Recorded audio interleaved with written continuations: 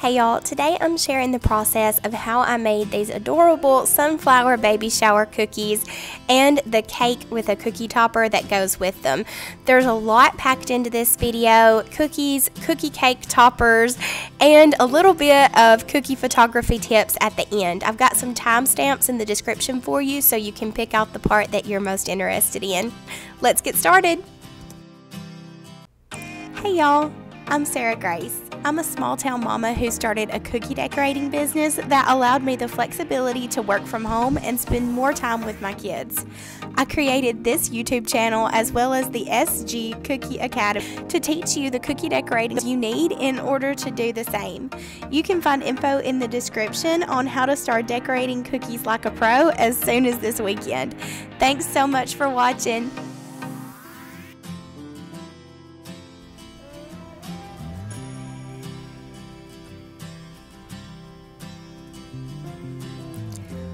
For these flour cookies, I'm using straight out of the mixer Royal Icing. You can learn more about how I make my Royal Icing recipe that is perfect for making floral cookies like these in my video Royal Icing 101. I'll link that in the cards up above. But this recipe is absolutely perfect for these florals. It's soft enough that you can pop it easily without getting those awful hand cramps, but it's also firm enough that it's going to maintain the shape of that piping tip and create these beautiful petals like you see here. I'm doing my sunflower a little differently. A lot of the time when you see a sunflower cookie, you'll see someone using a leaf tip or cutting their tipless piping bag in a V at the end to create a leaf shape.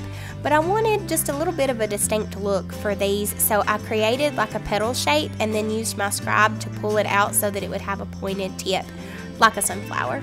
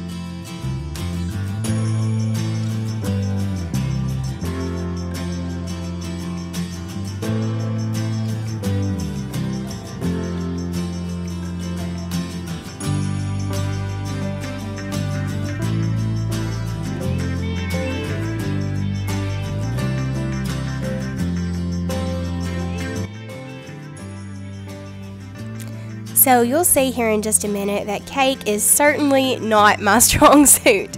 There for a little while I was running my home bakery business, I did begin offering cakes, and although they were fun and my customers enjoyed them, they were just a pain for me, and I didn't feel like I was very good at them and didn't feel like I was giving my customers the best product they could possibly get. So that's why I decided to stop offering them eventually, but for the few that I made, I feel like they went okay considering. But my favorite part about making a cake was getting to put a cookie topper on it. And I think that just provides your customers a little bit more of a full service experience when you're able to offer them some kind of edible decoration for their cake like that. Although the cake I provided was probably not my favorite thing I've ever sent out the door, the cookie topper was really one of my favorite things I've ever done, and I think it just makes it so special that the centerpiece of the cake and kind of the main part of the cake is a cookie, and just draws more attention to how special the cookies are. In addition to making the big day that your customer is having even more fun and more special by having something kind of commemorative that if they want to eat it, they can, but if they don't, they can kind of put it in a box and keep it like you would a regular cake topper. Now, before I ever got started on the cake, when I was making the cookies, I took a plaque cookie cutter and just placed some popsicle sticks into the raw dough before putting it in the oven so that they would bake into the cookie. And then I decorated that cookie just like I did the rest of the other ones and just made it a little bit more special. You'll see in the upcoming video here in just a second how that works.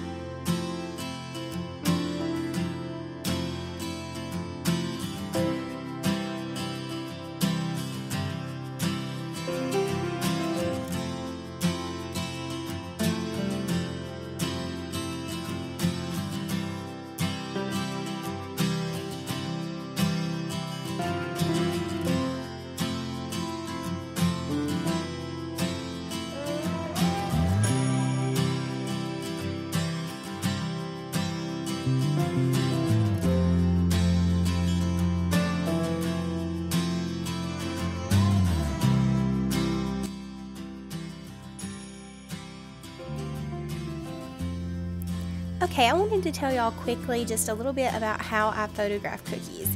So I learned a lot about cookie photography tips in the Facebook group Sugar Cookie Marketing. So if you're interested in those photography tips, definitely check them out. But some of what I've learned that's been really helpful is to place your cookies next to a window with natural light, because that's going to make the most beautiful lighting. I also like to have a small ring light on hand just to cast a little bit more light on those cookies, especially if there's a place where there's a bit of a shadow or there's not as much light hitting. You can also use a white poster board to bounce the light back onto the cookies. So for example, if I had held a white poster board in front of me where I am right now, that would have created like a bounce back. So for the backdrop, I'm using a placemat up at the top. That marble is a $3 placemat from Walmart. And on the bottom, I have glued some peel and stick backsplash tile, onto a poster board. I got the tile at Joann's. It's just like plastic peel and stick, but it looks like tin ceiling. And I just stuck it onto a poster board and I use that. Ready to take your baking to the next level? Check out the SG Cookie Academy. Members get access to over 10 online cookie decorating classes with new classes added every month, as well as monthly live coaching in our member-only Facebook group. There's info in the first link in the description.